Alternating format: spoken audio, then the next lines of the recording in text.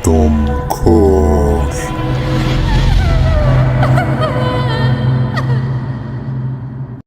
Hello, আসসালামু আলাইকুম সবাইকে। আদমখোর চ্যানেলের পক্ষ থেকে সবাইকে জানাচ্ছি আন্তরিক শুভেচ্ছা ও অভিনন্দন। আজ থাকছে স্পেশাল এপিসোড, 3 নম্বর এপিসোড। এর আগে আমরা 2টি এপিসোড করেছি। আজ হচ্ছে অমীমাংসিত এবং রহস্য ভয়ের মিশ্রণের 2টি ঘটনা।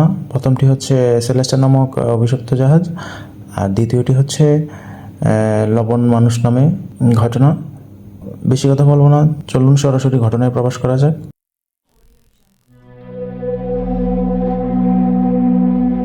মাঝ সমুদ্র থেকে 10 জন উধাও, তাও আবার নিজের স্ত্রী সহ, ক্যাপ্টেন সহ। কিভাবে সম্ভব? কোথায় গেলেন তারা? কি ঘটেছিল? অতীতের অনেক মৃত্যুর সঙ্গে জুড়ে রয়েছে এই জাহাজের নাম। গভীর সমুদ্রে কিভাবে, কি ঢঙে আপনি থেকেই বেশি বেড়াচ্ছিল জাহাজ। কোথায় গেলেন জাহাজের ক্যাপ্টেন, ক্রু সদস্যরা? সেই রহস্যের কিনারা এখনো হয়নি। এই জাহাজের ছত্রে ছত্রে রয়েছে রহস্য, রয়েছে নানা অলৌকিক কাহিনীও। অনেকে এই জাহাজকে বলেন ভুতুরে জাহাজ, আবার কেউ কেউ বলেন অভিশপ্ত জাহাজ। জাহাজটির নাম মেরি সেলেস্টা। 1872 সালের কথা। সেই বছর 7ই নভেম্বর প্রচুর পরিমাণে মদ নিয়ে নিউ ইয়র্ক বন্দর থেকে ইটালির জেনোয়ার উদ্দেশ্যে পাড়ি দিয়েছিল এই জাহাজ। জাহাজটির ক্যাপ্টেনের দায়িত্বে ছিলেন বেঞ্জামিন ব্রিগস। জাহাজে ছিলেন ক্যাপ্টেনের স্ত্রী সারা, শিশুকন্যা সোফিয়া। তাদের সঙ্গে ছিলেন 7 জন ক্রু সদস্য। ওই বছরই জিব্রাল্টারের উদ্দেশ্যে পাড়ি দিয়েছিল আরেকটি জাহাজ, তার নাম দেই গ্রেসিয়া। আটলান্টিক মহাসাগর দিয়ে যাওয়ার সময় দূর থেকে মেরি সেলেস্টাকে তারা দেখতে পেয়েছিলেন, দেই গ্রেসিয়ার সেই নাবিকরা। পথে সেলেস্টাকে দেখতে পেয়ে অবাক হয়েছিলেন গ্রেসিয়ার ক্যাপ্টেন, কারণ 2 জাহাজের যাত্রাপথই ছিল আলাদা। দেই গ্রেসিয়ার নাবিকরা সেলেস্টার নাবিকের সঙ্গে যোগাযোগ স্থাপনের চেষ্টা করেন, সংকেত পাঠান, কিন্তু দেখেন যে সেলেস্টা থেকে কোনো সংকেতই পাওয়া যাচ্ছে না। যার জেরে সন্দেহ বাড়ে সেলেস্টায় কি হয়েছে তা খতিয়ে দেখতে নিজের 2 ক্রু সদস্যকে পাঠান গ্রেসিয়ার ক্যাপ্টেন মুরহাউস। সেই মতো সেলেস্টায় তারা যান, গ্রেসিয়ার ক্রু সদস্যরা। সেখানে গিয়ে তাদের চক্ষু চরক গাছ হয়ে যায়। তারা দেখেন চারদিকে এক গা ছমছমে পরিবেশ। জাহাজের কোথাও কেউ নেই। জিনিসপত্র এমনভাবে রাখা হয়েছে যা দেখে বোঝার উপায় নেই যে সেখানে কেউ নেই। নেই কোনো ক্যাপ্টেন, তার স্ত্রী, কন্যা এবং 7 ক্রু সদস্য। তাহলে তারা গেলেন কোথায়? সেলেস্টা, গ্রেসিয়ার ক্রু সদস্যরা এটাও দেখেন যে জাহাজে কোনো আক্রমণের ঘটনা বা অগ্নিকাণ্ডের চিহ্ন মাত্র ছিল না। এমনকি জাহাজে খাবার, পানীয়ের প্রচুর রসদ মজুদ ছিল, অন্য সামগ্রীও সেখানে রাখা ছিল। অথচ জাহাজ একদম ফাঁকা। সেলেস্টায় একটি লাইফবোটও রাখা ছিল, সেটারও হদিস পাওয়া যায়নি। মদ ভর্তি ব্যারেলগুলিও খালি ছিল, যা আরও রহস্য বাড়িয়েছে।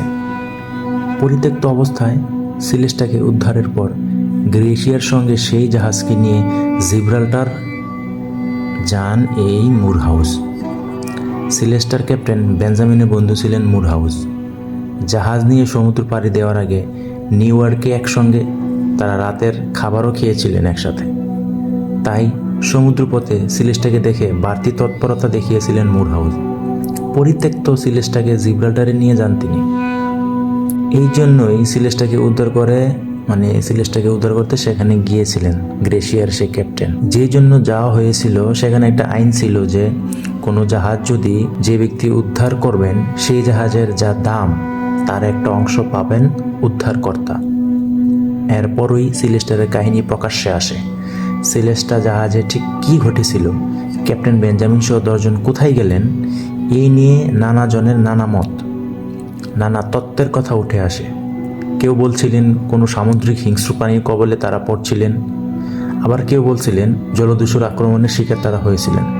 আবার এও শোনা যায় যে ল অফ সালভেজ সে ফায়দা তোলার জন্য মুরহাউসেই সেলেস্টাকে আক্রমণ করেন।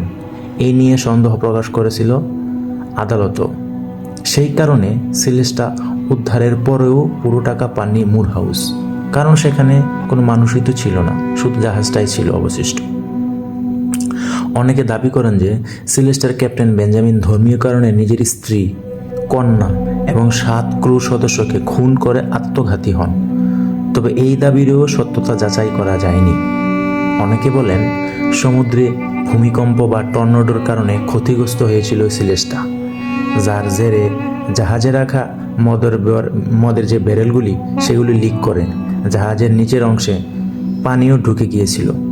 মদ লিক করায় জাহাজে যে কোনো মুহূর্তে বিস্ফোরণ ঘটতে পারত, তাই প্রাণ বাঁচাতে লাইফ বোটে করে জাহাজ থেকে পালিয়ে যান বেঞ্জামিন। কিন্তু সেই সময় জাহাজ এবং লাইফ বোটের মধ্যে দড়ি ছিঁড়ে গিয়েছিল। পরে সিলেস্টা থেকে ছেঁড়া দড়ি উদ্ধার করা হয়েছিল, কিন্তু সিলেস্টা অক্ষত ছিল। তাই বেঞ্জামিনদের গায়েব হওয়ার ঘটনার নৈপথ্যে এই কারণও হতে পারে যে, যদিও এর কোনো সত্যতা এখন পর্যন্ত যাচাই করা যায়নি, তাদের গায়েব হওয়ার পিছনে অনেকে ব্যাখ্যা দাঁড় করান। প্রথম যে ব্যাখ্যাটা সেটা হচ্ছে গ্যাস বিস্ফোরণ। এই গ্যাস বিস্ফোরণের কারণ হতে পারে যে অ্যালকোহলের মধ্যে গ্যাস ছড়িয়ে পড়ার সম্ভাবনা আছে, তাই আতঙ্কে সবাই জাহাজ থেকে লাইফ বোটে করে পালিয়ে গেছে। আবার জলদস্যু, এই জলদস্যুর কারণে তারা হয়তো হারিয়ে গিয়েছে বা তাদের মেরে ফেলা হয়েছে, কিন্তু মালপত্র অক্ষত, কোনো লুটপাট হয়নি, সেই দাবিও কিন্তু ভুল। আবার হতে পারে প্রাকৃতিক দুর্যোগ, হঠাৎ ঝড় বা ঢেউ, কিন্তু আবহাওয়া রেকর্ডে তা কিন্তু আসে নাই। সে সময় প্রাকৃতিক কোনো দুর্যোগ হয়নি। অতিপ্রাকৃত যে ব্যাপারটা, অনেকে বিশ্বাস করে যে এটি ছিল একটা ভুতুড়ে জাহাজ, অমীমাংসিত কোনো ব্যাপার স্যাপার। যাই হোক, এই ছিল সিলেস্টার ঘটনা। আমাদের যে পরবর্তী যে ঘটনা সেটা আসতেছে, সেটা হচ্ছে লবণ মানুষ। আমাদের সেই লবণ মানুষ ঘটনাটা শোনেন সবাই। ইরান প্রাচীন সভ্যতার এক রহস্যময় ভূখণ্ড। এখানে পাহাড়ের গায়ে লেগে আছে হাজার বছরের ইতিহাস, আর মাটির নিচে চাপা পড়ে আছে এমন কিছু যা মানুষ কল্পনাও করতে পারে না। 1993 সালের এক শীতল সকাল, ইরানের জানজান প্রদেশের চেহরাবাদ নামের এক পুরনো লবণ খনিতে শ্রমিকরা কাজ করছিল। হঠাৎ খনির দেয়াল ভেঙে পড়ে, আর তার নিচ থেকে বেরিয়ে আসে এক মানুষের মাথা। না, সেটা কঙ্কাল নয়। সে মানুষের মাথায় চুল আছে, দাড়ি আছে, এমনকি চোখের গর্তে জমে আছে লবণের সাদা স্তর। এই জন্য সময়ের গর্ভে আটকে থাকা এক জীবন্ত মৃতদেহ। এই খনি ছিল প্রাচীন পারস্যের লবণ উত্তোলনের কেন্দ্র। এখন প্রশ্ন আসতে পারে যে লবণ তো সাগর থেকে আসে, চাষের মাধ্যমে আমরা লবণ পাই। আসলে লবণ অনেক প্রকার হয়, আমি বিস্তারিত বলতে পারছি না কয় প্রকার হয় আসলে। তো কিছু কিছু লবণ আছে লবণ খনিতে উৎপাদন হয় বা খনিতে থাকে। আর লবণ খনিতে কিভাবে থাকে, লক্ষ লক্ষ বছর আগে সমুদ্র যখন শুকিয়ে যায় বা গেছিল, তখন ভূগর্ভে স্তর আকারে আকারে জমা হয় এই লবণ। এগুলাকে পাহাড়ি লবণ বা রক সল্টও বলা হয় আর কি।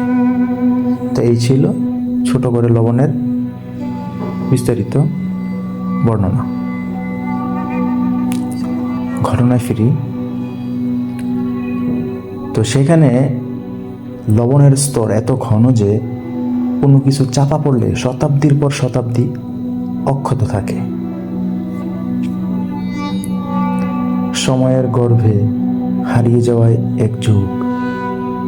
গবেষকরা বলছেন যে এই দেহাবশেষগুলো সাসানীয় যুগের, প্রায় 1500 বছর আগের। কিছু আবার আখমেনির যুগের, খ্রিস্টপূর্ব 5ম শতকের। যারা ওই লবণ খনিতে মারা গেছে, তাদের পোশাক, জুতা, এমনকি হাতে থাকা সরঞ্জাম সবই সেই যুগের নিদর্শন বয়ে চলছে। এরা ছিল খনি শ্রমিক, যারা হয়তো একদিন খনিতে ঢুকছিল কিন্তু আর ফিরে আসেনি। লবণের নিচে চাপা পড়া মানুষগুলো বা লবণ মানুষ পাওয়া যায় 1993 সালে।